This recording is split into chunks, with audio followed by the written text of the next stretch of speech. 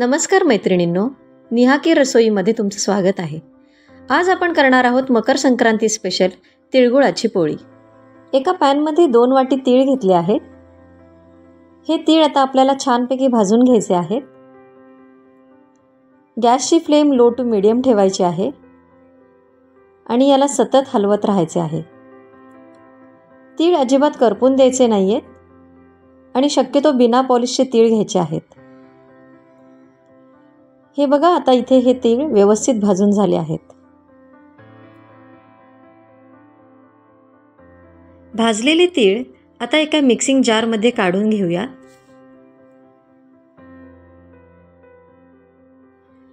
त्यात साधारण 1.5 कप किसलेला गूळ घालूया.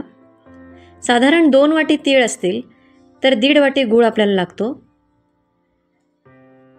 गुळाचे प्रमाण तुम्ही तुमच्या आवडीनुसार ठेवू शकता.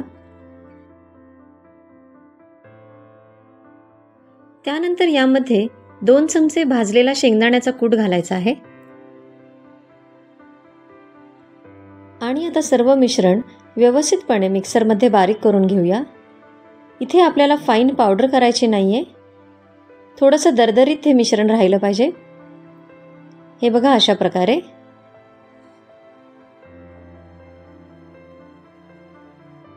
आता एका बाउलमध्ये सर्व मिश्रण काढून घेऊया.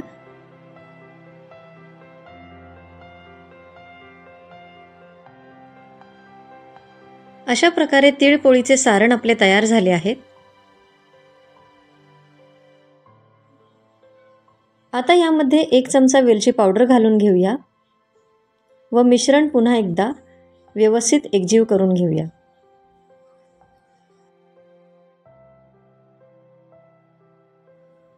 आता या मिश्रणाच्या छोट्या छोट्या पॅटीस करून घेऊया. हे बघा, या अशा प्रकारे हे पॅटीस करून घेऊया. तुम्हाला माझी रेसिपी आवडली असेल तर चॅनलला लाईक, शेअर आणि सबस्क्राईब नक्की करा. अशा प्रकारे सर्व पॅटीज आपण करून घेऊया. आता एका बाउलमध्ये 2 वाटी गव्हाचे पीठ घेऊया.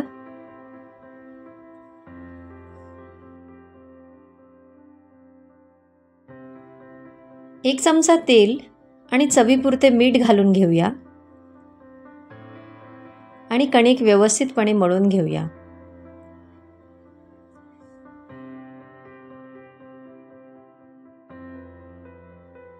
इथे आपल्याला मीडियम सॉफ्ट कणिक मळायची आहे.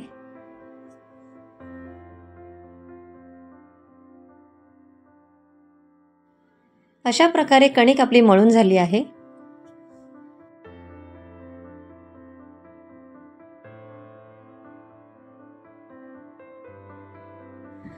कणकेचा एक छोटा गोळा घेऊन त्याची पुरीसारखी छोटीशी पोळी लाटून घेऊया.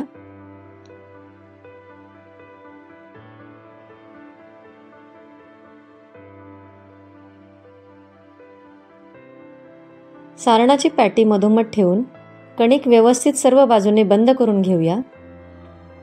हे बघा, अशा प्रकारे.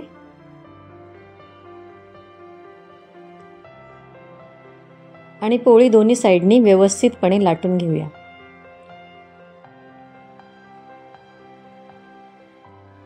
पोळीला दोन्ही साईडनी पीठ लावून व्यवस्थितपणे लाटून घेऊया. पोळी आपल्याला हळूवारपणे लाटायची आहे,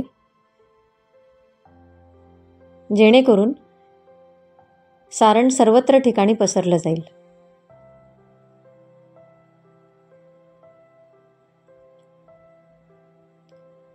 अशा प्रकारे पोळी व्यवस्थितपणे लाटून घेऊया.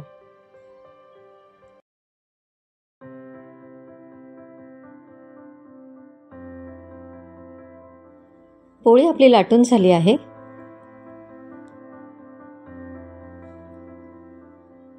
पोळी पॅनमध्ये घालून दोन्ही साईडने व्यवस्थितपणे खुसखुशीत भाजून घ्यायची आहे. या ठिकाणी तुम्ही तेलाचा किंवा तुपाचा वापर करू शकता. मी इथे तूप वापरले आहे. तुपामुळे पोळी अतिशय खुसखुशीत आणि खमंग होते.